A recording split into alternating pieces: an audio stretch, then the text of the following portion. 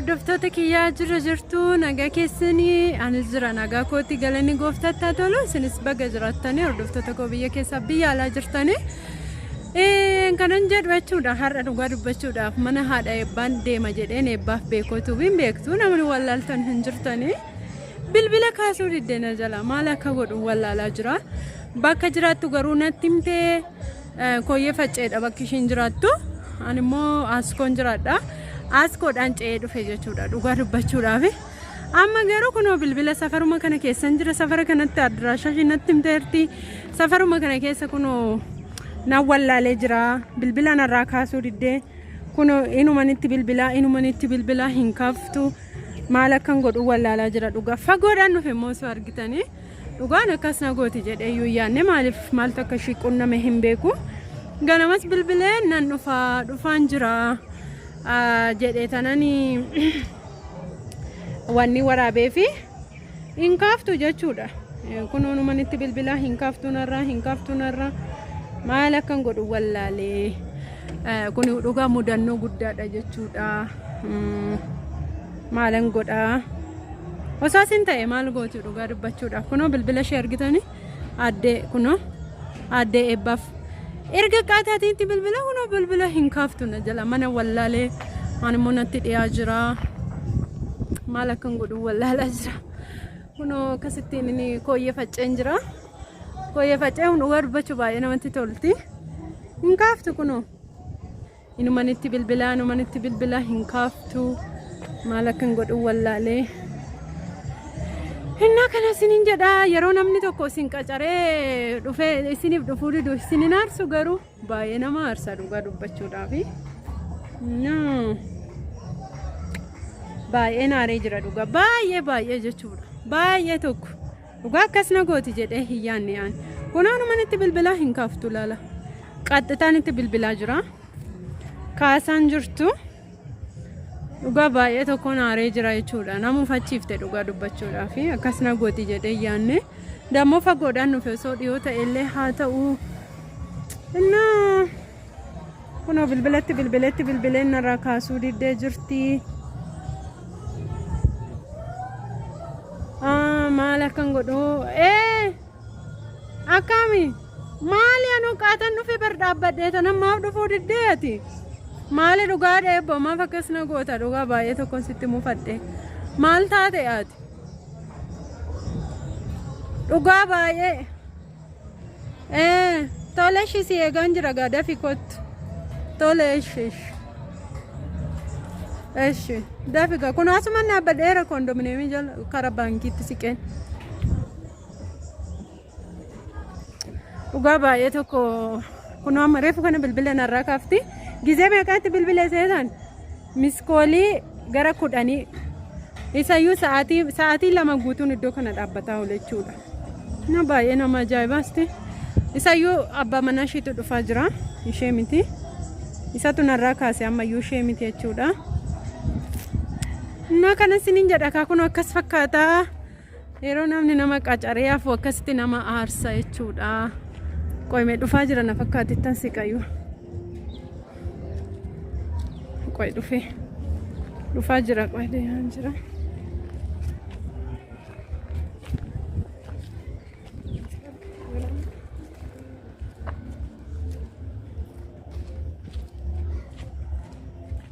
maali dhugamaan kunoo dhufeera abbaa manaa ishee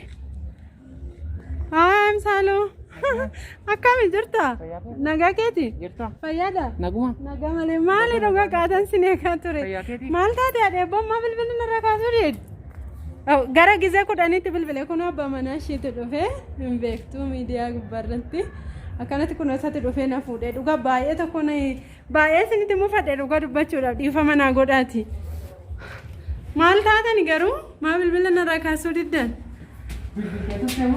dhugaa gizee baay'een bilbile gara 10 wayiin bilbilaa ture kunoo mana ishee argitanii kondominiyeemii irra jiraatti adeebboon hin beektu akkuma bilbilteen dhufee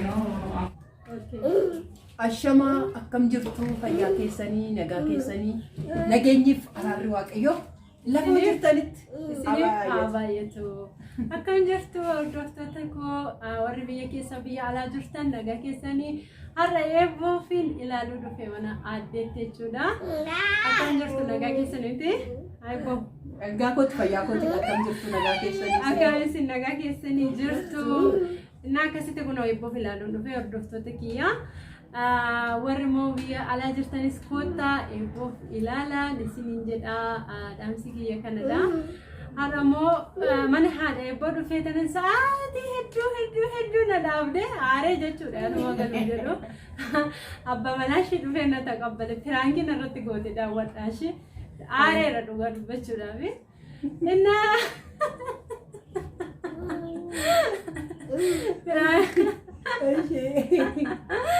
firaankiin irratti hojjettee jirti ala na dhaabaa ooltee haaree anuma galuudhaaf jedhu nammoo obsa qabdi moo obsa qabduudha malee abbaa manaa keeyyuu siifan qoree malee abbaa manaa san qoree obsa qabdi ishii kolfumaan fitte dhugaa rabbii ani hin boossinsee hin aartinsee kolfumaan fitte isayyuu hin galtu manatti ani eelsa qalloon beeke malee eelsa safurdoon beeku jedhee jechuudha. Ani mana kaane sitaasitti. Ani konfiraanii hojjechuucha malee. Inna ilaala galaatii baay'ee kolfitu afaan Amaariffaa irrattis gadhiisa Oromiffaa irrattis gadhiisi marqoo qaba. Afaan Oromoo irratti gad dhiisuu fi dhiisi marqoo qaba dhiisi lacha nurrattu. Inna Amaariffaa kanaaf inna akkana isiniin jenna har'a mana haadha eebboofiin dhufee jira dubbisuun hin dhufee warri biyya alaa jirtanii namni maalumayyuu namarraa hin barbaadu. Jaalala qofatu caala kanaafu maal geessee dhaqu maal fidee dhufu jettanii hin sodaatinaa koottaa addeen immoo baay'ee nama gaariidha nama simatti buna nuu danfistee bishaan nuu affeertee akkanaan dhufeen jira ishee biran isiniin jedha. Hunda dandeessu bishaanan kenneef ishii kanaaf immoo yaa bishaan dhugii galee Oromoon bishaan dhugee galaa jennaan.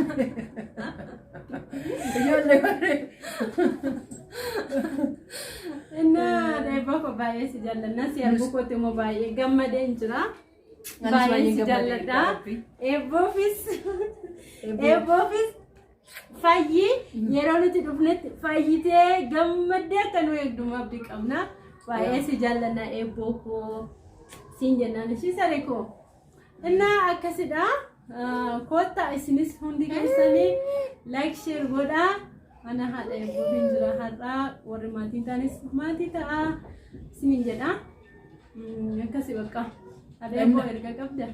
Ergaan ani qabu ijoollee waan dhuftee eebbaa daawwatteef guddaa isaas galateeffannaa guddaa isaa galatoomaa ijoollee waan dhuftanii warri yuutuubara taatanii firaankii sin eeguu danda'a akkasumallee waan hedduu hedduutu sin eeguu danda'a. Surprise sin eeguu danda'a kana amanadhaatu koottaa warri yuutuubaran taane garuu maal gootu warri yuutuubaran taane firaankii sin irratti nu jennu maal sin irratti nu jennu koottaa too daawwadhaa koottaa too eebbaa keessan daawwadhaa bobbalaalaa maal fuunee dhannaa jedhina ani mana kooyyuu dhufuun keessan tiraanspoortii kaffaltanii kanaaf yoo waan ta'eef waan guddaadha kana siniin jedhaa. Kuno siniin jedha akka babbareeddota qaqqaalota daawwattoota eelsuun immoo amma biyyatti galtee jirti. Adaraa rabbii jajjabeessanii laayikii sheerii godhaa fi yoo intarneetiin jiraate ibsaan yoo jiraate intarneetiin badaa intarneetiin yoo badee ibsaaf badaa kanaaf nu jajjabeessaa ishiis jajjabeessaa siniin jedha isin jaalannaa isin kabajnaa amma sa'aatiin itti dhiyee baay'ee ariifataa jirti. Kuno kootu jedhee abbaan manaas reebaa jira nala. Kuno bilee na cinqaa jiran isiniin jedha namatu na fide xiqqoo karaan beeku waan ta'eef isatu na fide qaallittitti na biraa hafe inni nama gaafachuudhaaf. Komanneerra mi garuu. Haadha eebboof immoo koyyee faccee jirti. Haadha qilintoon jiran. Qilintoona? Koyyee facceettee yaabbatte malee. Fayyoodhaan koyyee facceertu. Okay. Fayyoon garuu mimsiraa fagaatu. Daqiiqaa 15. Aduun malee sin geessaa ture aduun. Aduun dheeraa. Yeroo biraa abbaa dhufte sin geessaa. Yeroo biraa nan dhufate. Isiniin jenna chaaw nagaa keessaa. Nagaan nu turaa nagaan nu foolaa waaqayyo koo sin haa eebbisu eebbifamaa siniin jenna. Guddaa sin jaalannaa guddaa sin kabajnaa. Like share gochuu hin dagatiinaa.